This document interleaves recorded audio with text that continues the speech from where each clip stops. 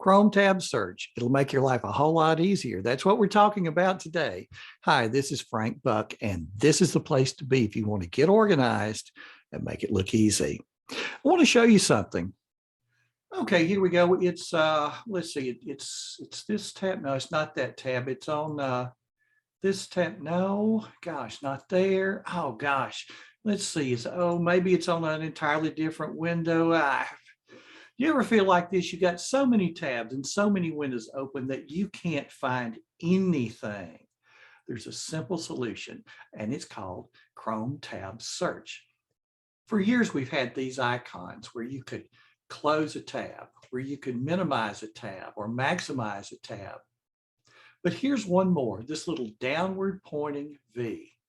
When I click it, here is every open tab on every window. All I have to do is click one, and it brings it right to the front.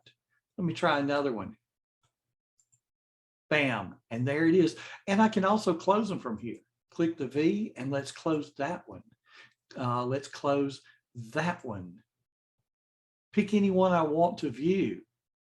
And here's another added bonus. How many times have you closed a tab and then go, oh no, I didn't mean to do that?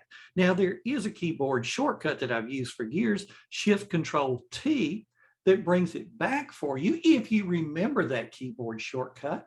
But watch this. If I click the V and I scroll down past the tabs that are open, here are my recently closed tabs, and bam, there's the one that I just closed by mistake.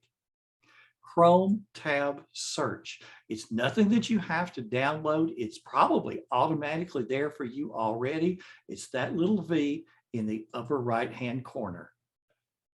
Sometimes it's the little things that turn out to be big things. Hey, thanks for stopping by today. And if you enjoyed this video, take a look at these two right over here and consider subscribing to the channel.